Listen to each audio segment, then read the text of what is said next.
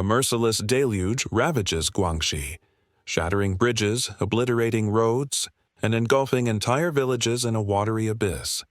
Guangxi, China, October 2, 2025. A catastrophic flood has torn through Guangxi province, transforming streets into ferocious rivers and swallowing communities whole. As China rejoiced in the 76th anniversary of the Communist Party's rise, Guangxi descended into a nightmare of dark skies, relentless torrents and waters that devoured towns.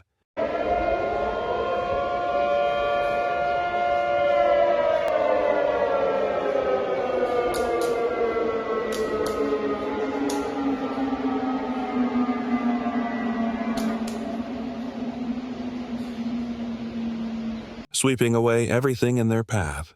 While the nation echoed with music and fireworks, Guangxi's people fought a desperate battle against a disaster they claim authorities have shrouded in silence.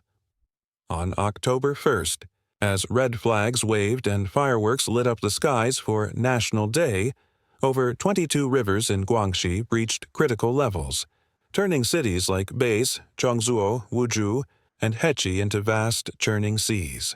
The culprit, Typhoon Bualoi, the 20th storm of the year, unleashing a deluge of humid air and a monstrous circulation that plunged southern China into chaos. Heart-wrenching videos flooded social media.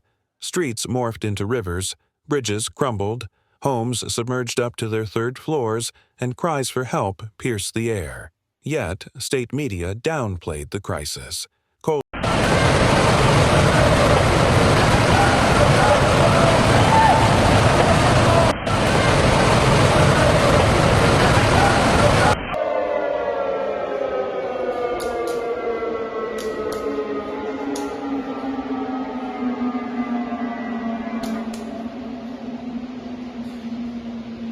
Reporting moderate to heavy rainfall at a mere 36 millimeters, a number that masked the havoc millions endured. Hydrological data tells a grim story.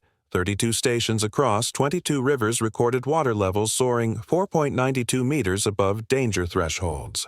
At Chongzuo Station on the Zuo River, floodwaters surged nearly 5 meters past critical levels, while the Yujiang and Yujiang rivers swelled with a ravenous fury. On October 2nd morning, 20 stations across 14 rivers still reported levels above warning lines, with forecasts warning of another 2-meter rise.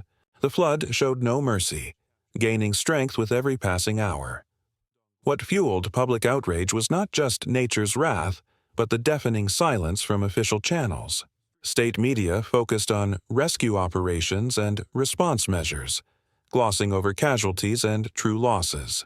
Meanwhile, social media erupted with pleas. Please pay attention to the floods in Beis. Cries buried beneath controlled narratives.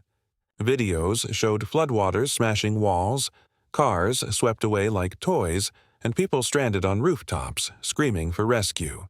None of these images graced national television. Just before the flood's peak, on September 30th, a landslide in Dibao County buried 13 people. Authorities claimed all rescued safely and warned against spreading rumors. But skepticism grew. Could these numbers be trusted? The silence only deepened distrust.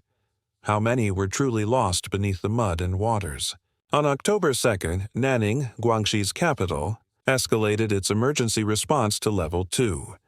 All waterways along the Zuo and Yu rivers were sealed, with 65 ferries in Nanning and Chongzuo halted and 153 tourist ships stranded.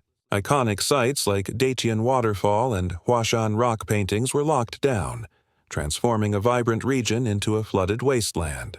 Worse, the flood crest was yet to come. In Nanning, the Yujiang River was projected to surpass 76 meters by October 3rd, eclipsing the flood number 1 of 2024. Now dubbed Yujiang Flood Number 1 of 2025, this disaster heralds a season of even greater calamities. While the nation celebrated, Guangxi faced nature's ruthless judgment, a monstrous flood with water levels forecast to climb another 5 meters, threatening to submerge hundreds more villages.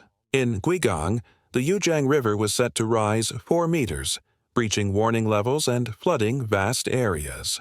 The local hydrology center rapidly escalated alerts from blue to level 3, then level 2, within 48 hours.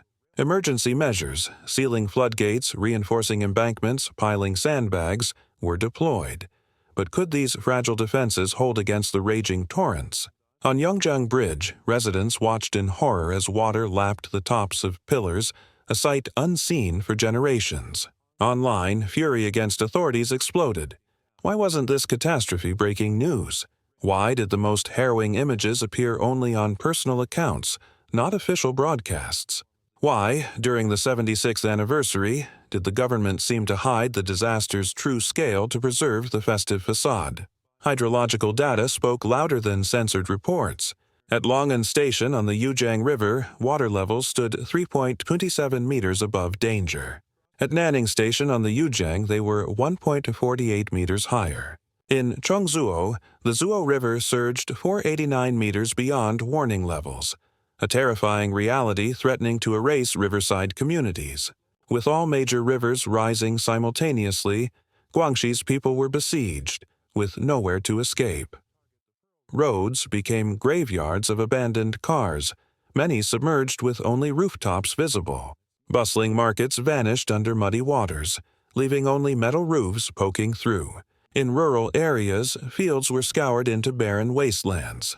Desperate residents climbed rooftops waving to rare rescue boats, but not all could be saved in time. The cruelest blow was the chasm between official reports and reality. State media spoke of moderate to heavy rain, while floods devoured towns. They claimed 13 rescued safely, yet social media showed missing families. Authorities insisted the situation is under control, even as floodwaters forced repeated alert upgrades. Typhoon Boaloy had passed, but its legacy of destruction endured, exposing a stark truth. Beneath the national holiday's fanfare, millions drowned in silence, their pleas stifled by censorship. Fear gripped Guangxi, not just of the disaster, but of abandonment and cover-up. The floods swept away homes and eroded trust in the system meant to protect them. As fireworks faded, Guangxi was left with raging rivers, submerged homes, and stunned survivors staring at a bleak horizon. The storm had passed, but the catastrophe raged on. One haunting question lingers for millions. Who will answer for this historic flood? Nature or human failure? A relentless deluge shatters bridges, obliterates roads, and submerges villages in China. Witness the gripping new video here.